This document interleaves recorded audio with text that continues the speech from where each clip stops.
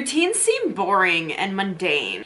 And I know for me, when I first started life on my own, a routine was the last thing I wanted to set now that I had the freedom that I desperately always wanted. But as Brianna Weiss says in 101 Essays That Will Change the Way You Think, the most successful people in history, the ones who many refer to as geniuses in their fields, masters of their crafts, had one thing in common other than talent. Most adhered to rigid and specific routines.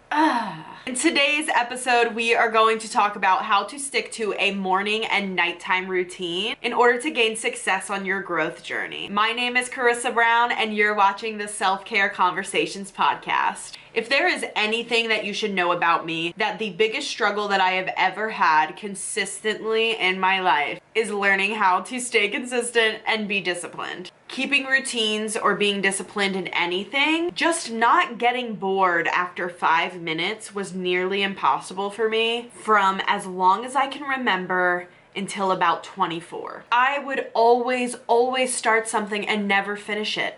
Whether that was a sport in school, a new business idea, the major I wanted to study, the job I wanted. And I know this one's relatable, just choosing fucking dinner. You name it, I literally couldn't stay consistent. I couldn't stay disciplined. I can't do routines. All of it. I struggled with all of it all the time. And specifically when it comes to my job, I used to have a really hard time niching down. In order to find success on social media, so many people will tell you that you need to niche down. And I truly do believe that having some type of niche or content pillars are really going to help you grow and stay relevant. Now, with me being so inconsistent and not disciplined, and I just get really bored really easily, I've been changing up my niche throughout the 2 years that I've been doing this full time, and it has not been financially benefiting me. For the longest time, I couldn't grasp not getting paid to do what I loved.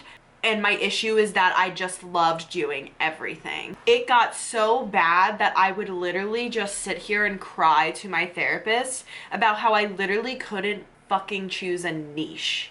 Like first world problems, right? And I used to be so embarrassed to talk about this, but this is my job. So it's just like anyone else trying to stress over getting a promotion. I know that if I niche down, that I'll be able to make almost double the profit that I'm able to make when I'm not doing that. So it was really hard for me to kind of choose something because I had so much worry, and I would constantly self-sabotage, and I would be so worried that if I chose a niche and I got successful from it, that I wouldn't actually enjoy it, and I would have this following for something that I didn't actually love. That was my fear. I was so unsure with my future, with what I wanted in life.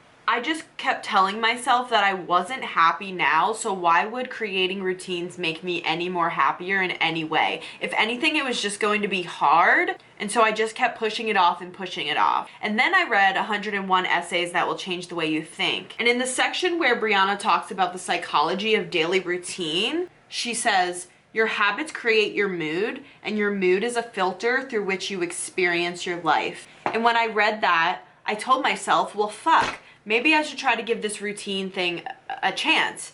Maybe if I could just create a really easy and self-care based morning and night routine, maybe then I could, 1, cure my sadness, but 2, be able to actually achieve other goals. So the first part of making a routine, whether it's a morning or a night routine, is to look at the routine that you already have. Even if you think you don't have a routine, you do. Even if getting up right out of bed, brushing your teeth, and walking out the door before you go to work is what you do every day, that's your routine. So figuring out what you do first and right now is the first step. You can't break a habit, but you can replace it. So we're gonna figure out the bad habits and the bad things that you're doing in the morning that you'd like to change. And that's gonna bring me to one of my tips, which is habit stacking. This is something that really helped me implement new habits into my routine before being able to replace them. Habit stacking is basically where you take a habit that you already have and you put a habit that you're trying to implement on top of that habit.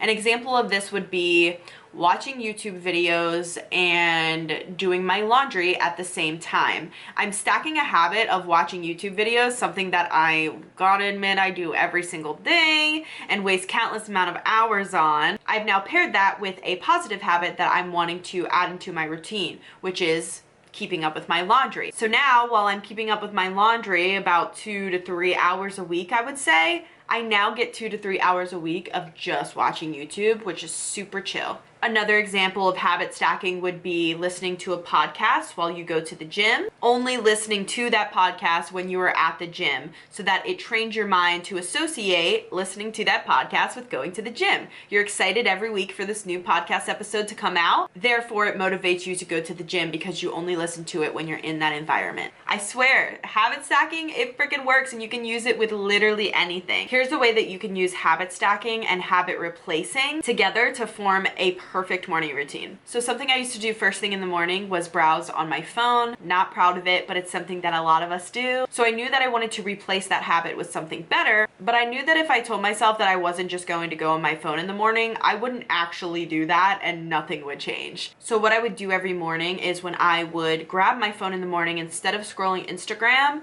I would specifically save motivational videos on an Instagram collection. So I would save a folder of a bunch of motivational videos that I've collected from Instagram, and those are the videos that I would watch every morning. It would motivate me to get off of my phone, and eventually I was able to replace that habit with doing the things that I was actually watching in the videos. So I would stop reaching for my phone in the morning, and I would actually go and do my morning routine. But before I was able to replace that habit, I wanted to stack it with something that I thought would be more helpful. Habit stacking is another system that I got from Atomic Habits by James Clear. Another tip I have for setting morning and night routines is setting yourself up for success. For example, if you're trying to get to the gym in the morning, the best thing that you can do to set yourself up for success is to put your gym clothes out the morning before and have your workout already planned. Making the habit as easy as possible is what's going to make it easier for you to achieve it. I know that if I wake up in the morning and my apartment is a mess, I don't have a productive day at work because I work from home. So I make sure that every day at the end of my workday,